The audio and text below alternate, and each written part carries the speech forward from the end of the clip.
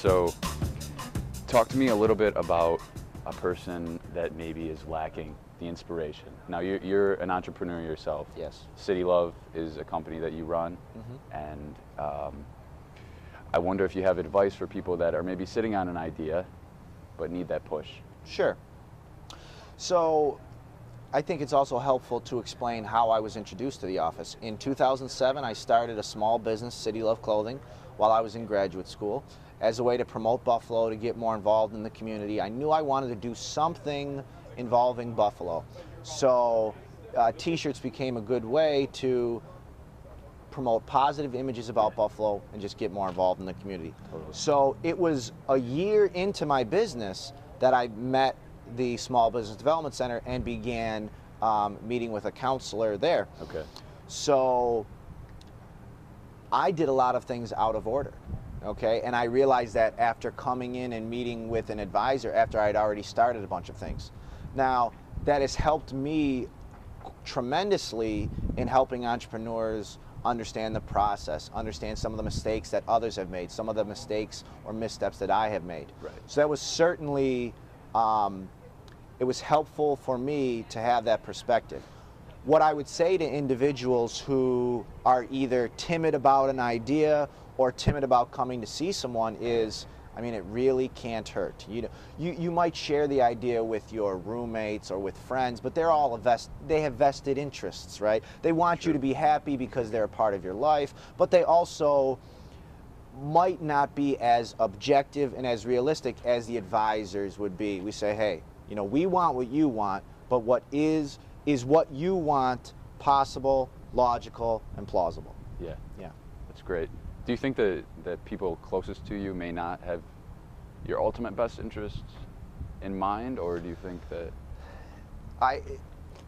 the people closest to you, it's not that they do want what's best for you. Right. But right. The fact that you have an emotional relationship with them, whether it's friends or relatives or something,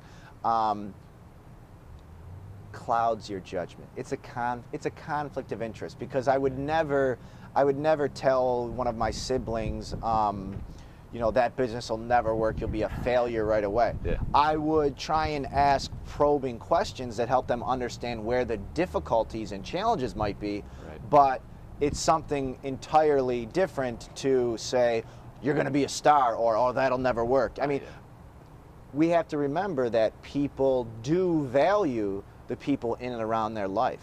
And so sometimes that advice, even if it's uninformed, can really mean a lot. And I've had individuals that have come in and said, all of my friends tell me this isn't a good idea, or they're worried about this, and they say talking to you helped me put it into perspective. And I say, great, Right. Let's lay it out. It is what it is. It doesn't matter if you're selling number 2 pencils or Mack trucks, okay? Mm-hmm. In the center, there's a transaction. What do we do to get to that transaction, and then how do we repeat it? If you have a high profit margin on that transaction, it might take you more to do it, but once you do it, you're excited to have a significant profit.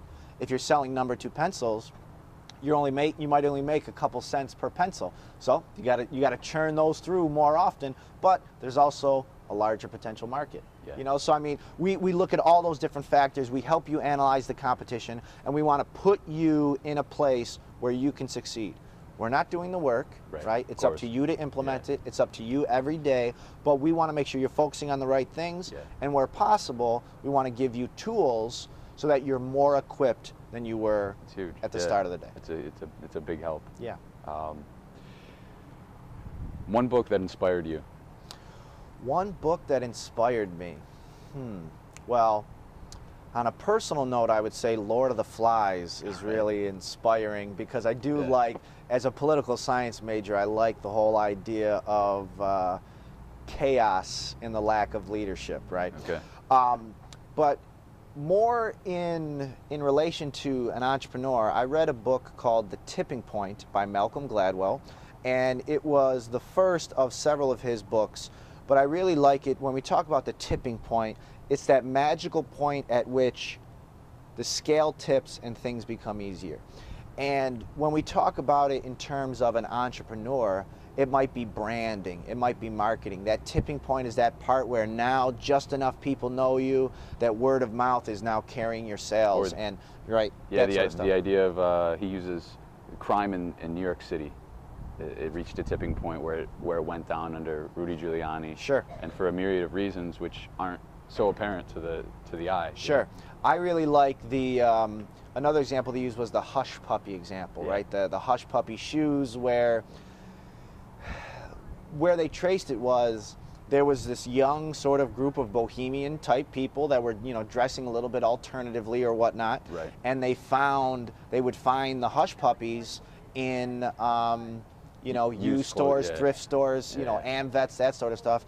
And they kind of repopularized the shoe just by the statement of wearing it and that sort of stuff. But it was interesting. There's a number of examples in the book where they talk about how momentum and other things reach kind of a critical tipping point, and then boom, things are made critically easier thereafter.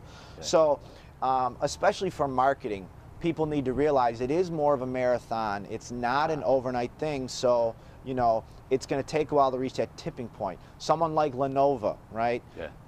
Everybody knows about their wings. To a certain extent, they've reached the marketing tipping point, right? They've saturated the market with their brand reputation, which is a good thing. Yeah, great example. And so, last question. Sure. You get to change one thing about Buffalo. What is it? If I could change one thing about Buffalo, I would increase its size. Now, what I really mean is we have too many municipal fences in Western New York. So if I could change one thing about Buffalo, I would change the boundary. And I would redraw it around Cheektowaga, around Kenmore, around Lancaster, and all of those first ring suburbs and some of those second ring suburbs I would bring into the city. I'm a Buffalo first type of guy. When people travel throughout the United States, they tell people they're from Buffalo, New York.